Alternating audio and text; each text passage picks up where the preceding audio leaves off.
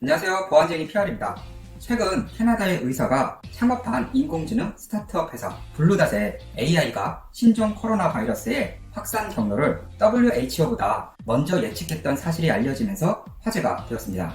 어떻게 이름도 생소한 캐나다의 작은 스타트업 기업이 AI를 통해 세계보건기구 WHO나 미국의 질병통제예방센터 CDC보다 빠르고 정확하게 신종 코로나의 발생과 전파를 예측할 수 있었을까요? 그래서 오늘은 첫 번째, 블루닷 기업과 AI에 대해서 알아보고, 두 번째, WHO, CDC의 발표가 늦어진 이유, 세 번째, 구글의 AI 경보 시스템 서비스의 종료 이유에 대해서 알아보겠습니다. 그럼 시작해볼까요? 블루닷의 창업자이자 최고 경영자, CEO인 캄란카는 이렇게 말합니다.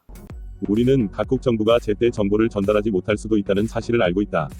사스가 도시와 병원을 휩쓸면서 심각한 타격을 줬다. 그때 이런 일이 다시는 일어나지 않도록 하자고 생각했다. 유튜브 풀 영상은 아래 링크에 같이 걸어 놓을게요.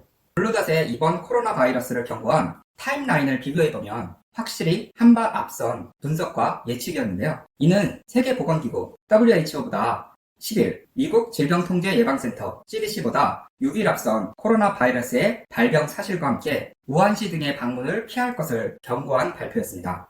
타임라인 표를 같이 보시면 19년 12월 30일에 우한시 보건위원회 각 병원의 이상 폐렴 환자 사례 보고 지시랍니다. 12월 31일 우한시 보건위원회 하난수산시장에서 폐렴 환자 발생을 블루닷 웹사이트에 공지합니다. 공지 내용은 우한 폐렴의 발생 사실과 함께 우한시 등의 방문을 피할 것을 경고하는 거죠. 그리고 2020년 1월 6일 미 질병통제예방센터 CDC 발표가 있고요. 1월 9일 WHO 발표가 있었습니다. 1. 블루닷 기업과 핵심 기술인 AI에 대해서 알아볼까요? 2013년 창업한 블루닷은 직원 40명의 스타트업 기업으로 17년 전 사스, 중증급성 호흡기 증후군 발생 때 사투를 벌인 캐나다 의사가 창업한 기업으로 12개국 공공의료기관과 항공사, 기업 등의 건강의료보고서를 제공하는 작지만 강한 기업입니다. 그럼 블루닷은 직원 40명의 작은 규모로 어떻게 신종 코로나 바이러스의 발병과 전파 경로를 WHO, CDC보다 정확하고 빠르게 예측할 수 있었을까요?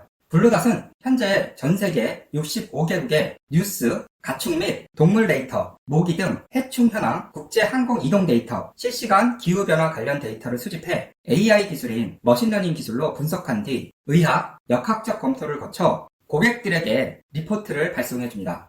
직원 40명은 의사, 엔지니어 외에도 생태학자, 수의사, 수학자, 데이터 분석가, 통계학자 등으로 AI 알고리즘의 정확성을 높이기 위해 빅데이터 중에서도 필요한 정보를 각 분야의 전문가들을 통해 정확하게 타겟팅함이 얼마나 중요한지를 알 수 있습니다. 두 번째, WHO, CDC 발표가 늦어진 이유.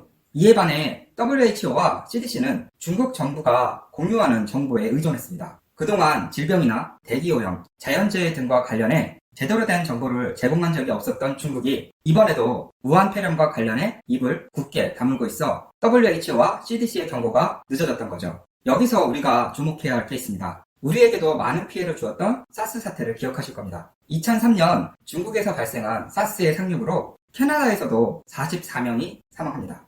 당시 토론토 최대 병원인 세인트 마이클 병원 임상이었던 캄란카는 이를 계기로 감염병의 국제 확산을 연구하기 시작하는데요. 그는 10년 뒤인 2013년 창업한 기업이 블루닷입니다. 목적은 오직 감염병을 미리 예측해 방역 최전선에 있는 의료진에 미리 정보를 주는 것이죠. 그러나 WHO와 CDC는 여전히 중국 국가의 정보에 의존했습니다. 셋, 구글의 AI 경보 시스템의 서비스 종료 이유.